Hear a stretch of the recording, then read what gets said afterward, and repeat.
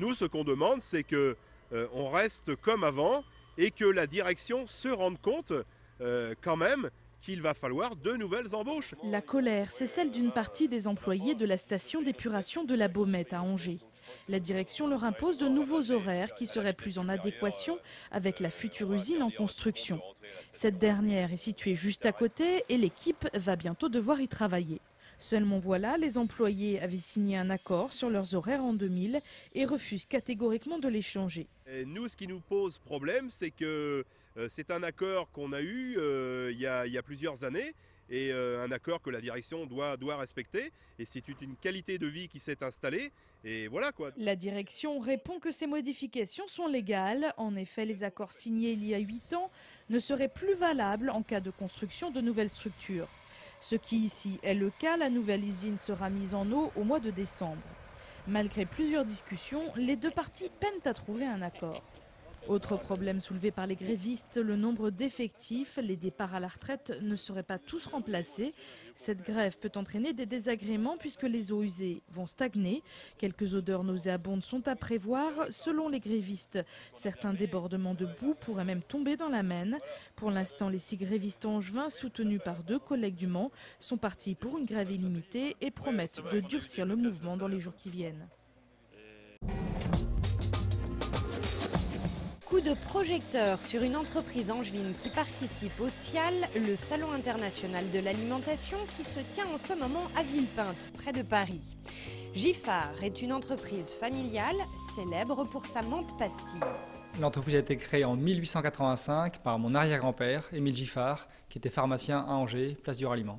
123 ans ont passé et 4 générations se sont succédées à la tête d'une société angevine mais tournée vers le monde. Si le succès de la menthe pastille ne s'est pas démenti avec le temps, Giffard exporte aussi aujourd'hui dans plus de 40 pays des produits adaptés à la clientèle exigeante des bars à cocktails. Y a-t-il une recette magique ? On s'attache vraiment, ça c'est notre leitmotiv quotidien, à la qualité des produits, sélection des matières premières, des fruits à bonne maturité, un process aussi industriel entre guillemets à l'ancienne mais avec des techniques modernes, donc une lente macération des fruits, ça peut aller de 2 semaines jusqu'à 3 mois pour faire macérer les fruits. Et à côté de ça, de l'innovation. Chaque année, on propose des nouveaux produits, on suit les tendances, on anticipe les tendances. Voilà, c'est un petit peu tout ça qui fait qu'effectivement on peut rester dynamique sur son marché. Giffard fait partie cette année des 5300 exposants du SIAL, le plus grand salon du monde en matière d'agroalimentaire. Et 2 de ces nouvelles liqueurs, Grenade et Fruits de la Passion, y ont gagné un prix de l'innovation. Un vrai sésame pour une entreprise qui a constamment besoin de conquérir de nouveaux marchés et de séduire de nouveaux clients. Que ce soit en France ou à l'international, la concurrence est très forte. Donc la difficulté, voilà. Donc il faut tirer notre épingle du jeu, trouver des niches. Alors on a une niche qualitative, une niche d'innovation. Notre histoire est un atout. Mais c'est tous les jours, c'est du travail tous les jours.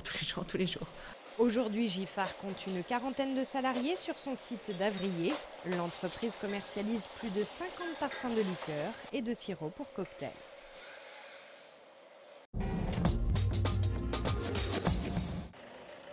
Ouverture des portes.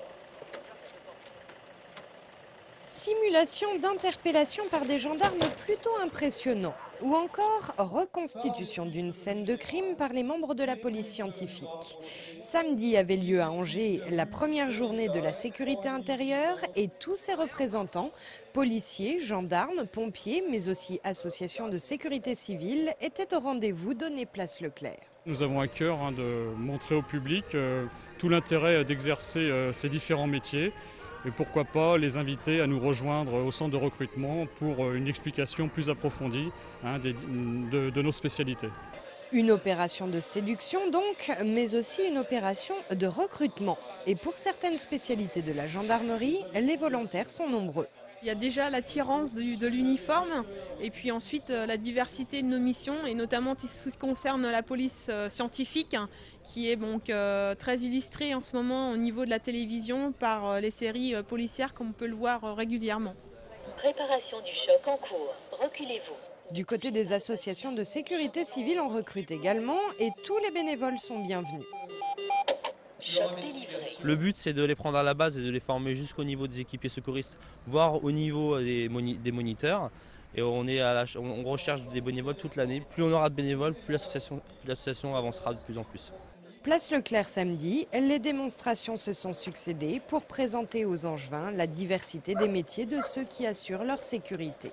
Dans l'ensemble, j'imagine qu'on a une vision plutôt négative et là, ça rend la chose sympathique et utile. On se rend compte davantage de ce qui peut se faire au quotidien. Et sans compter l'agrément pour les petits-enfants de voir les chevaux en démonstration.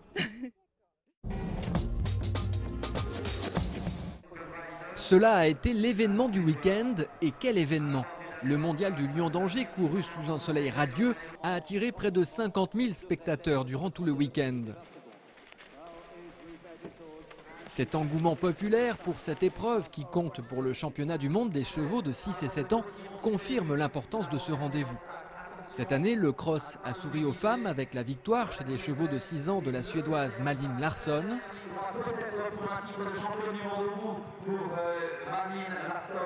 Chez les 7 ans, c'est l'anglais William Fox-Pitt qui s'impose. Quant au champion d'Europe en titre, Nicolas Touzin, ici sur ces images, il se classe 6e.